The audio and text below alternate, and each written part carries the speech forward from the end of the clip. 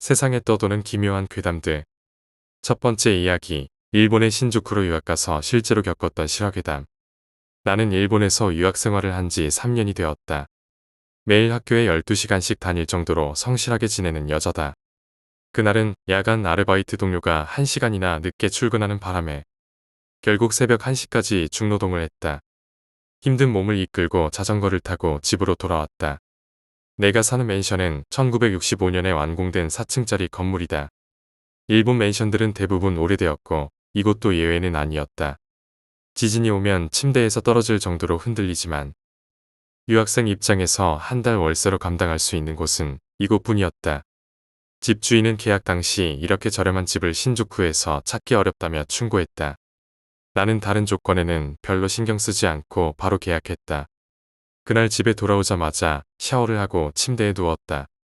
과제며 여러 가지 일들에 지쳐 금세 잠이 들었다. 그런데 갑자기 뭔가가 슥슥 움직이는 소리에 잠이 깼다. 처음에는 방이 엉망이 된 걸 보고 지진 때문에 물건들이 떨어졌다고 생각했다. 하지만 곧 이상한 것을 발견했다. 방바닥에는 검은 머리카락이 잔뜩 보였다. 사람의 머리였다. 눈썹 위부터 머리 꼭대기까지 보이는 머리가 방바닥을 슥하고 돌아다니고 있었다. 바닥이 카펫이라 소리는 너무나도 생생하게 들렸다.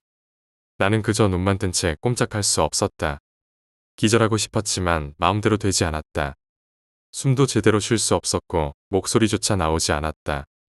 눈을 질끈 감고 벌벌 떨며 날이 밝기를 기다렸다.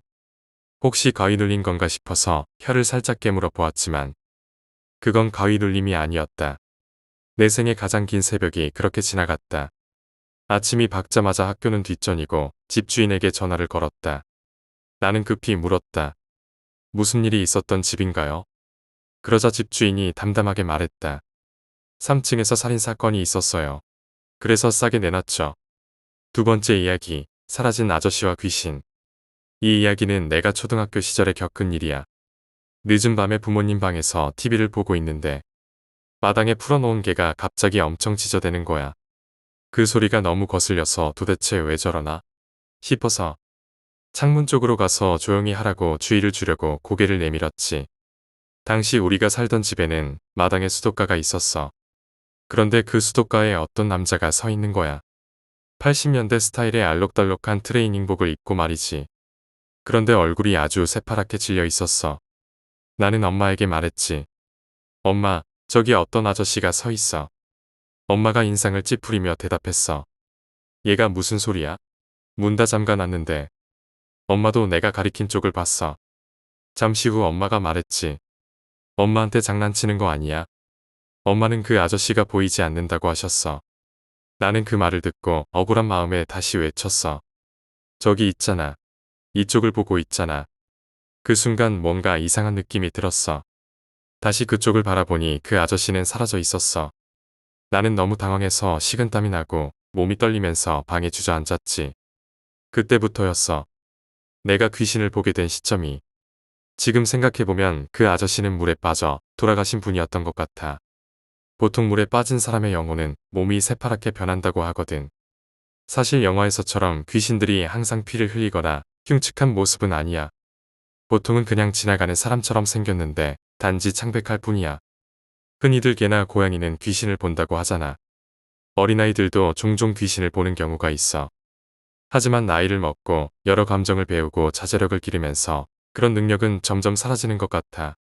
세 번째 이야기, 산속 오두막. 중마고우와 나는 종종 전철을 타고 이곳저곳을 돌아다니곤 한다. 어느 날은 아무것도 없는 시골, 역에 내려 근처 산을 산책하거나 지도에 실리지 않은 신사를 찾아 참배를 하기도 한다. 가끔 무서운 일을 겪거나 길을 잃어 25km 넘게 걸은 적도 있지만 이런 경험조차 재미있어 그만둘 수가 없었다. 그날은 나라현의 한 산촌 마을을 탐험하기로 했다. 그 마을은 일본 100대 산촌에 선정된 곳으로 산 위 경관이 아름답기로 유명했다. 이번엔 구글 맵을 보며 길을 찾아 제대로 탐방하기로 했다. 저수지를 몇 개 지나자 길이 두 갈래로 나뉘었다. 현지 사람들은 오솔길을 따라가면 마을에 도착한다고 했기에 우리는 왼쪽에 짧아 보이는 길을 택했다. 길을 따라가니 고사리 같은 식물들이 바닥에 가득 피어 있었고 키 큰 나무들이 우거진 숲 사이로 햇빛이 내려왔다. 둘은 동화 속 같은 풍경에 들떠 이웃집 토토로의 주제가를 부르며 걸어갔다. 처음엔 고사리뿐이었지만 점점 다른 식물들이 늘어났고 나무들도 사람 키 정도의 크기로 줄어들었다. 길은 점차 험해졌고 절벽 같은 사면을 오르게 되었다. 그제서야 우리는 이 길이 좀 위험하지 않은지 의심하기 시작했다. 뒤를 돌아보니 우리가 걸어온 길이 흔적도 없이 사라져 있었다. 처음엔 낙관적으로 생각했다. 아마도 뇌가 편한 길을 스스로 만들어 착각한 것일 뿐이라며 스스로를 설득했다. 돌아가기 싫었던 이유는 단순했다. 이미 힘들게 걸어온 길을 다시 돌아가고 싶지 않았기 때문이다. 우리는 계속 앞으로 나아가기로 했다.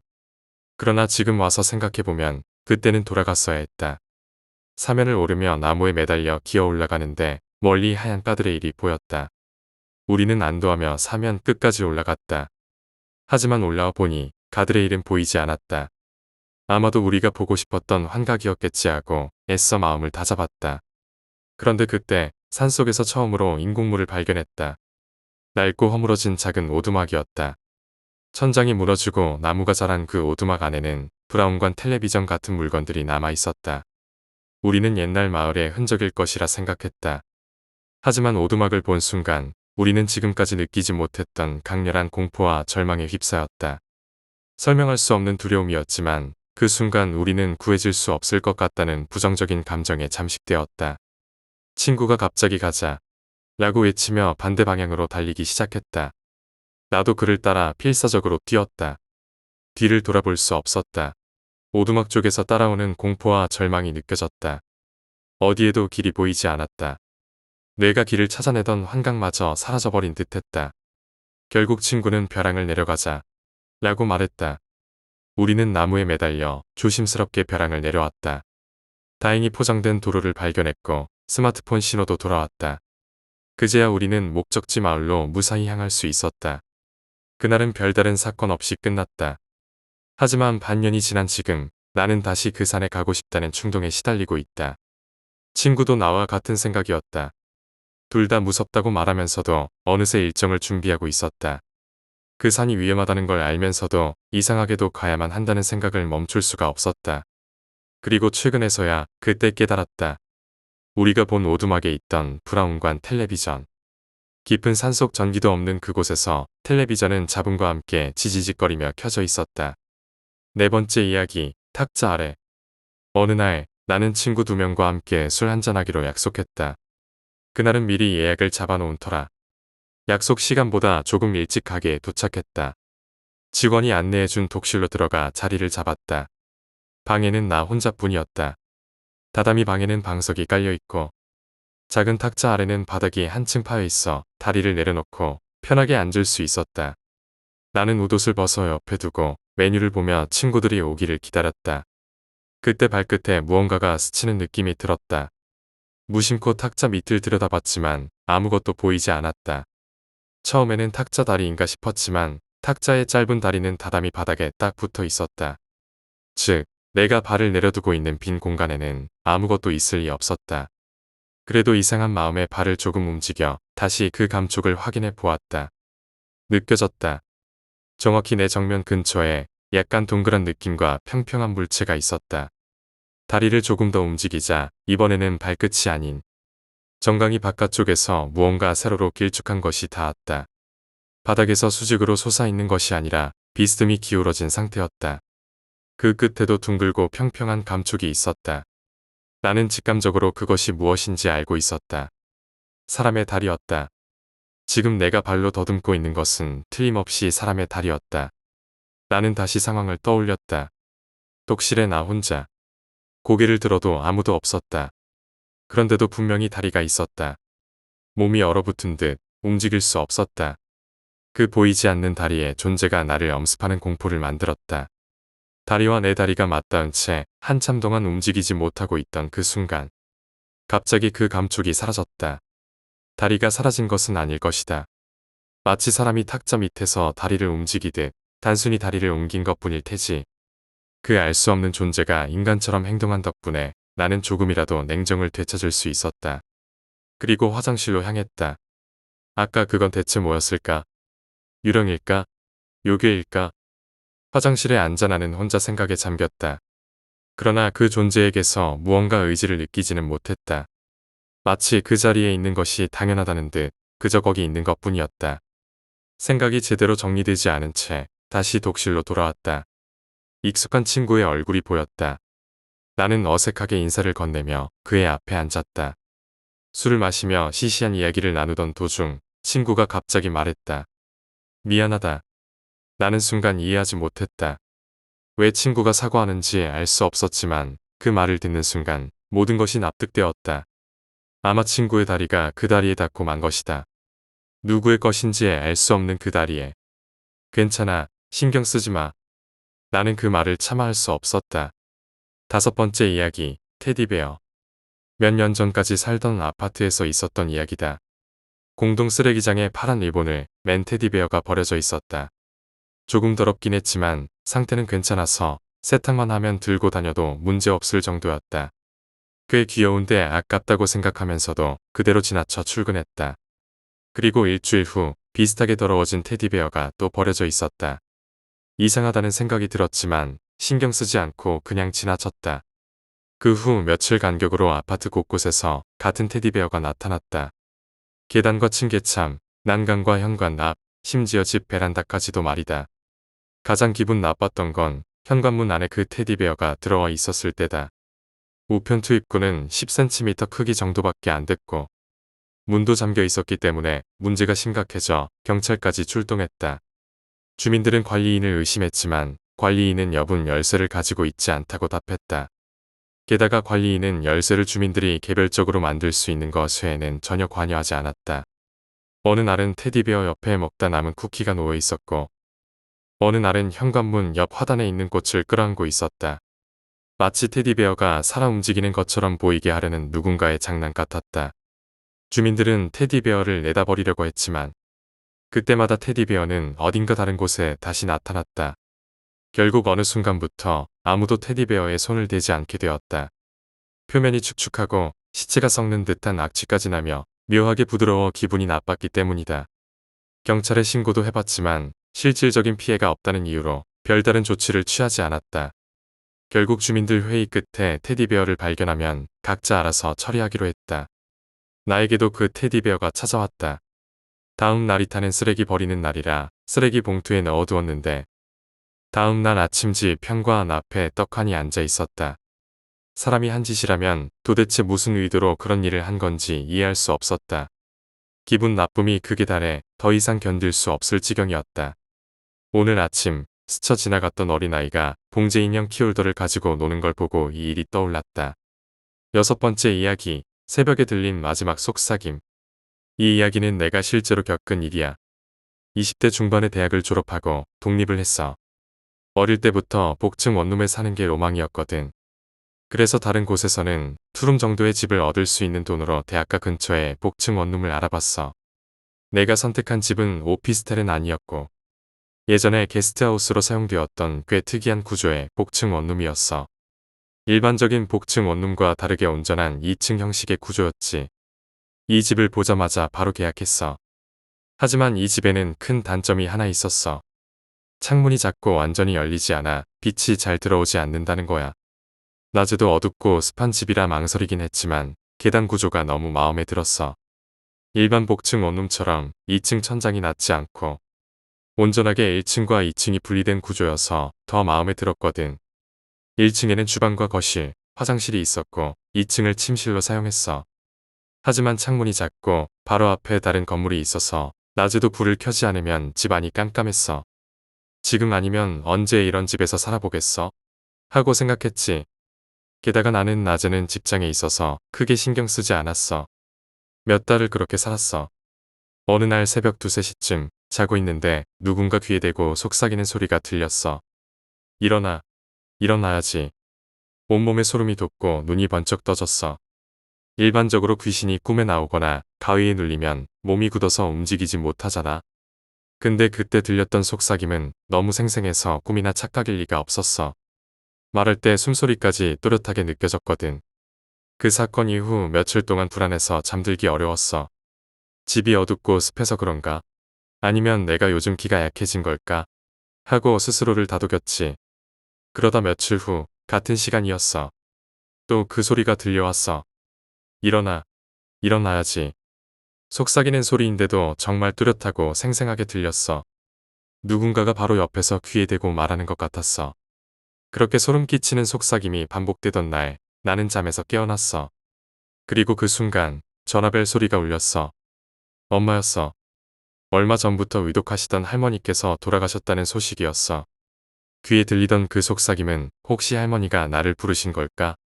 할머니가 돌아가신 이후로는 그 소름 돋는 속삭임이 다시는 들리지 않았어. 7번째 이야기, 앞집 여자의 투신. 제 친구의 친구인 김구는 어렸을 때부터 이상한 것을 자주 봤다고 합니다. 집에 혼자 있을 때 안방에서 종이를 넘기는 소리가 나서 들어가 보면 전혀 모르는 할아버지가 신문을 읽고 앉아 있곤 했다고 합니다. 또한 밤에 길을 걷다 보면 사람이 아닌 것처럼 보이는 여자가 자신을 따라왔다가 사라지는 일도 있었습니다. 김구는 왜 이런 일이 생기는지 알고 싶어서 점쟁이를 찾아갔습니다. 그런데 점쟁이가 그의 사주를 보려 하자 사주가 전혀 나오지 않았다고 합니다. 점쟁이는 김군에게 원래 그의 사주는 이 세상에 태어나지 말아야 할 팔자라고 말했습니다. 그래서 조상신들의 노여움을 사게 되어 김군 주변에 영적인 것들이 머물고 있다는 것이었습니다. 이 말을 들은 김군은 조상들의 묘를 찾아가 차례를 지냈고 그 후로 한동안 이상한 것들이 보이지 않았습니다. 김군이 고등학생이 되었을 때의 일입니다. 그는 밤늦게까지 도서관에서 공부를 하고 집으로 돌아가던 중 아파트 엘리베이터 앞에서 걸음을 멈추었습니다. 김군의 집은 제일 꼭대기층인 14층에 있었습니다. 그 아파트는 홀수층과 짝수층을 따로 운행하는 엘리베이터가 있었습니다. 마침 홀수층 엘리베이터가 3층에 머물러 있었고 김군은 빨리 집에 가고 싶어 13층에서 내려 한 층을 걸어 올라가기로 했습니다. 13층에 도착한 김군은 계단을 올라가던 중 창가에 서서 창밖을 내다보고 있는 여자를 발견했습니다. 그 여자는 김군의 앞집에 사는 사람이었는데 정신이 조금 이상한 사람으로 알려져 있었습니다. 그 여자는 멍하니 창밖만 바라보고 있었습니다. 김군은 별다른 생각 없이 계단을 올라가 초인종을 누르려는 순간 아래에서 누군가가 급하게 뛰어 올라오는 소리가 들려왔습니다. 발소리가 점점 가까워지더니 잠시 후 7세 정도로 보이는 여자아이가 모습을 드러냈습니다. 그 여자아이는 계단을 빠르게 올라오더니 앞집 여자의 다리를 잡아 갑자기 창밖으로 밀어 떨어뜨렸습니다. 더 놀라운 것은 여자는 아무런 저항도 하지 않은 채 그대로 아래로 떨어졌다는 점이었습니다. 깜짝 놀란 김군은 여자가 서 있던 창가로 달려가 밑을 내려다보았습니다. 그러나 이상하게도 아래에는 떨어진 여자의 모습이 보이지 않았습니다. 그 순간 김군이 옆을 돌아보니 그 여자아이 또한 감쪽같이 사라지고 없었습니다. 며칠 후 김군은 독서실에서 공부를 마치고 집으로 돌아가던 중 놀이터에서 그날 본 여자아이가 그네를 타고 있는 것을 발견했습니다. 그냥 지나치려다 호기심이 생긴 김군은 여자아이에게 다가갔습니다. 여자아이는 김군이 사는 아파트를 뚫어져라 쳐다보고 있었습니다. 김군도 아이가 쳐다보는 곳을 함께 응시했습니다. 여자아이가 바라보고 있던 곳은 맨 꼭대기 층이었습니다. 잠시 후 김군은 무언가 희끗한 물체가 창밖으로 떨어지는 것을 보았습니다. 바로 앞집 여자가 투신한 것이었습니다. 너무 놀란 김군은 여자아이를 쳐다보다가 그만 기절하고 말았습니다. 왜냐하면 그 순간 여자아이가 목을 사람이라면 절대 할 수 없는 각도로 한 바퀴 돌리며 말을 했기 때문입니다. 너도 봤으니 다음은 내 차례야. 8번째 이야기, 장승의 경고. 대학교 2학년 4월의 어느 날이었다. 졸업반이 되어 정신없이 과제에 쫓기며 살던 중 수업을 마치고 집으로 돌아가던 길이었다. 봄이라 해도 해가 짧아서 항상 집에 돌아올 때면 어두워지곤 했다. 버스 정류장에서 내려 어머니께 전화를 걸었다. 우리 어머니는 늦게까지 가게에서 일하셨기에 나는 집으로 가는 길에 늘 어머니와 통화하는 습관이 있었다. 네, 엄마. 지금 끝나서 집으로 가고 있어요. 우리 집은 16층 아파트에 있었는데 이곳에 이사 오고 나서 생긴 또 하나의 습관이 있었다. 집이 보일 때쯤이면 1층부터 한층 올려다보며 집을 확인하는 것이었다. 그날도 전화를 끊고 집을 올려다보던 중 뭔가 이상한 것이 눈에 들어왔다. 1층, 10층, 15층, 16. 16층에 내 방에 불이 환히 켜져 있었다. 어머니는 가게에 계시고 집에는 아무도 없을 텐데 말이다. 혹시 착각했나? 잠시 멈춰서서 다시 세어보았다. 1층, 11층, 16층. 이번에도 분명 16층, 우리 집이었다. 게다가 다른 방은 어두운데 내 방만 환히 불이 켜져 있었다. 혹시 아침에 불을 켜놓고 나왔나? 그렇게 생각하며 계속 방을 바라보는 순간 방 안의 불빛이 한번 깜빡이고는 꺼져버렸다. 순간 등골이 서늘해지며 안 좋은 예감이 들었다. 나는 곧장 경비실로 달려가 경비 아저씨께 엘리베이터 CCTV 확인을 부탁드렸다. 그 후 집으로 달려가 심호흡을 하고 조심스럽게 현관을 열었다. 집 안에는 아무도 없었다. 인터폰으로 경비실에 물어보니 내가 올라오기 전후로 엘리베이터를 이용한 사람은 없었다고 했다. 안심하려고 애쓰며 내 방 문을 열었는데 방문을 여는 순간 싸늘한 공기가 밀려 나왔다. 평소에는 느껴본 적 없는 섬뜩한 기운에 나는 결국 거실에서 잠을 청했다. 다음 날 아침 기분이 나빠 늦잠을 잤고 허둥지둥 집을 나서려던 중 또 다른 이상한 것을 발견했다. 우리 어머니는 토속 신앙을 좋아하셔서 현관 앞에 작은 장승들을 두곤 하셨는데 그 장승들이 모조리 엎어져 있었다. 이 일 이후로 며칠 동안 내 방에서 자는 것이 꺼림칙했다. 하지만 마음을 굳게 먹고 목검을 품에 안고 잠든 후로는 별다른 일이 일어나지 않았다.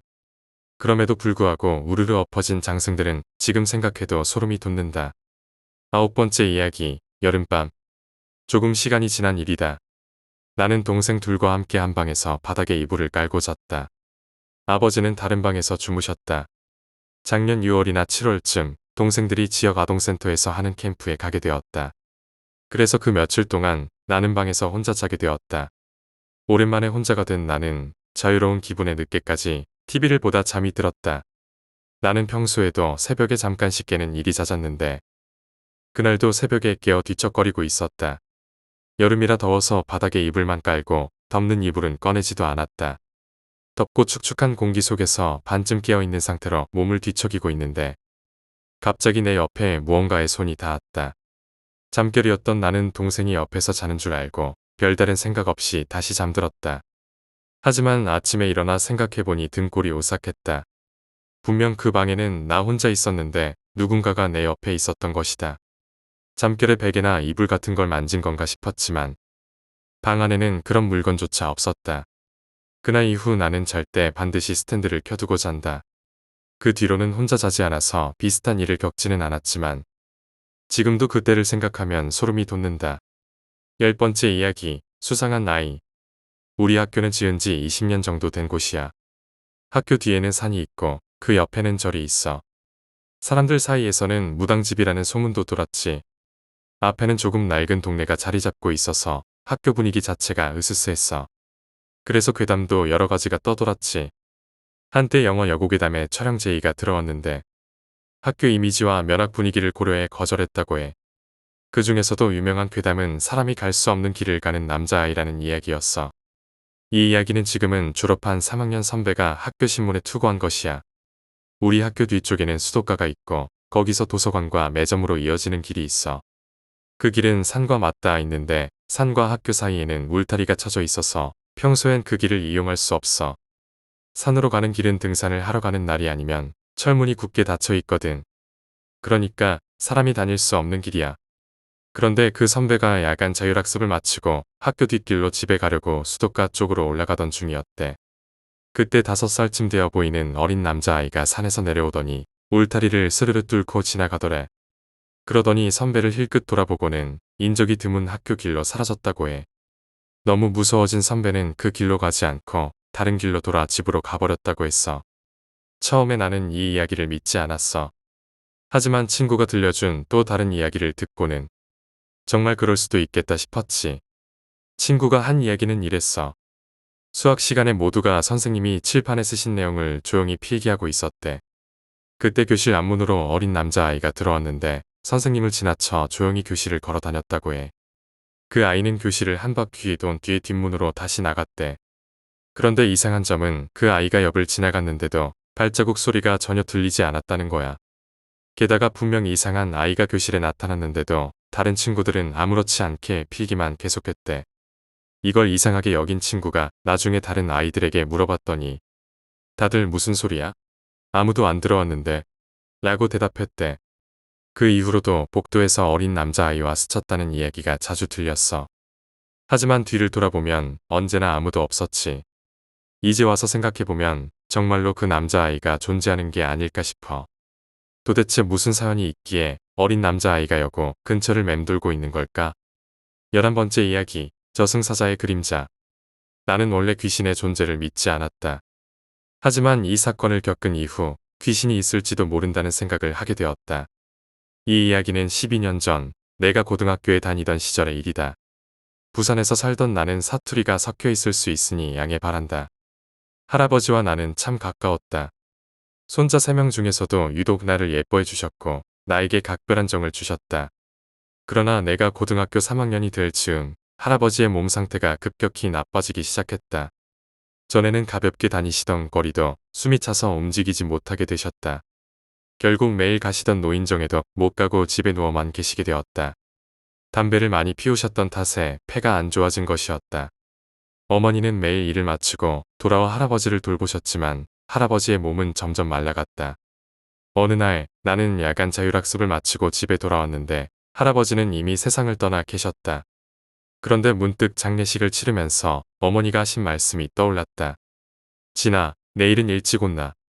당시에는 별일이 아니라고 생각하고 대수롭지 않게 넘겼다. 하지만 이상한 기분이 들어 장례식이 끝난 뒤 어머니에게 그 이유를 물어보았다. 엄마, 그 이야기 왜 했던 거야?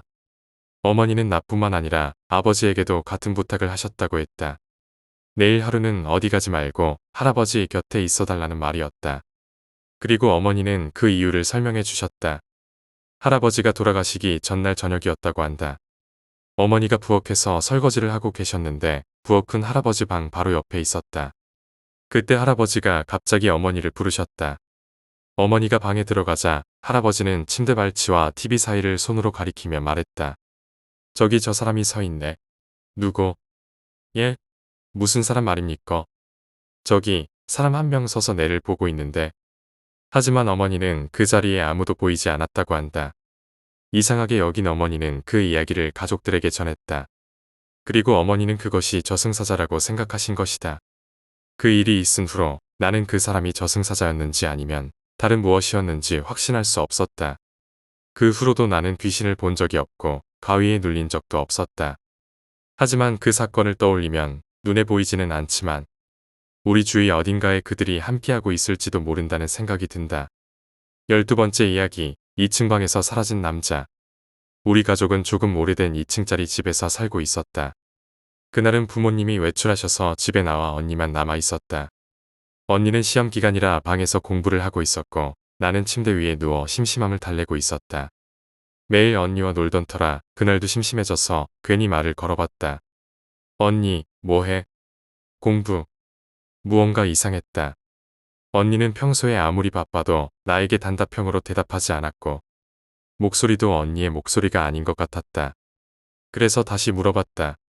언니, 뭐 한다고? 이번에는 분명 언니의 목소리로 대답이 돌아왔다. 응, 뭐가? 순간 소름이 돋았다. 뭔가 불길한 느낌이 들어 벌떡 일어났는데 그 순간 남자의 그림자 같은 것이 굉장히 빠른 속도로 창문 밖으로 사라졌다. 그런데 내가 있던 방은 2층이었다. 창밖에는 벽만 있을 뿐 사람이 발을 디딜 만한 공간은 전혀 없었다. 불안한 마음에 나는 곧바로 언니의 방으로 달려갔다. 언니는 책상에 앉아 공부 대신 만화책을 보고 있었다. 언니, 아까 내가 뭐하냐고 물었을 때 공부한다고 했잖아. 언니는 어리둥절한 표정으로 되물었다. 아까? 언제? 나 너 침대에 눕자마자 만화책 꺼내서 보고 있었는데. 머릿속이 혼란스러웠다. 평소에는 조금이라도 무서운 이야기를 들으면 견디지 못했는데 이번에는 내가 직접 이런 일을 겪고 있으니 꿈을 꾸는 건지 의심스러울 정도였다. 나는 언니에게 아무 일도 아니라며 둘러댄 뒤 방을 나왔다. 그리고 거실을 지나던 중 벽 쪽에서 아기의 손이라고 하기엔 너무 작은 손이 튀어나와 있는 것을 보고 깜짝 놀랐다. 나는 울먹이며 언니에게 달려가 벽에 아기 손 같은 것이 튀어나왔다고 말했다. 하지만 언니는 내가 가리킨 곳을 확인하고는 아무것도 없다며 나를 달랬다. 그 사건 이후 우리 가족은 얼마 지나지 않아 이사를 갔다. 그리고 그 손은 다시 보지 못했다. 하지만 지금도 가끔 아무도 없는 곳에서 무언가 휙 하고 지나가는 그림자를 보게 된다. 13번째 이야기, 밤마다 찾아오는 소년. 저는 저녁을 먹고 양치질을 하고 있었습니다. 화장실 문을 살짝 열어둔 상태였는데 그 틈이 거울에 비쳐 누가 방 앞을 지나가는지 볼 수 있었습니다. 그런데 순간 누군가가 부엌 쪽으로 지나가는 모습이 거울에 스쳐 보였습니다. 대략 155cm 정도의 작은 키의 머리가 조금 긴 남자의 모습이었습니다. 순간 오싹한 느낌이 전신을 휘감아 화장실에서 얼굴만 빼꼼히 내밀고 부모님께 방금 부엌으로 가셨냐고 여쭤보았습니다. 하지만 두 분은 거실에서 TV를 보고 계셨고 둘 중 누구도 움직이지 않았다고 하셨습니다. 부모님이 거짓말을 하실 이유가 없어서 이상하게 느꼈지만 그때는 그냥 지나갔습니다. 그러나 그 이후에도 소름 끼치는 비슷한 일이 계속 일어났습니다. 정확한 기억은 아니지만 약 한 달 동안 그런 일이 반복되었던 것은 확실합니다. 그리고 처음 찾아왔을 때처럼 어느 날 갑자기 그 현상은 사라졌습니다. 하지만 그 다음 해 또다시 기묘한 일을 겪게 되었습니다. 기말고사 시험 준비로 학원에서 보충 수업을 듣고 집에 돌아오던 날이었습니다. 당시 부모님은 일 때문에 집에 늦게 들어오는 일이 잦았고 저도 집에 도착한 시각이 밤 9시 30분쯤이었습니다. 그런데 그날따라 엘리베이터 문이 너무 늦게 열려 불안한 느낌이 들기 시작했습니다. 집 앞에 도착했을 때 문이 잠겨 있었습니다. 오늘도 늦게 오시나? 늦은 시간에 혼자 있기 무서운데. 이런 생각을 하며 열쇠로 문을 열고 집 안으로 들어섰습니다. 집에 들어가니 TV가 켜져 있었습니다. 아버지께서는 가끔 문을 잠그지 않거나 TV를 켜놓고 외출하시곤 해서 또 TV 켜놓고 가셨네 하고 대수롭지 않게 생각했습니다. 화장실로 가서 손을 씻으려는데 침대에 누워 TV를 보고 있는 남자의 모습이 보였습니다. 처음엔 아버지인 줄 알았지만 키가 조금 작은 것이 계속 신경 쓰였습니다. 화장실에서 나와보니 그 남자는 온데간데 없이 사라져 있었습니다. 다음 날에도 컴퓨터 앞에서 같은 일이 반복되었습니다. 저는 온몸에 소름이 돋았고 너무 무서워서 견딜 수 없었습니다. 나중에 들은 이야기로는 제가 살던 아파트에서는 자살하는 사람들이 꽤 많았다고 합니다. 그리고 제가 그 일을 겪기 얼마 전 초등학교 5학년 정도 되는 아이가 자살을 했다고 들었습니다. 혹시 우리 집에 드나들던 그 남자가 그때 죽은 그 아이는 아니었을까요?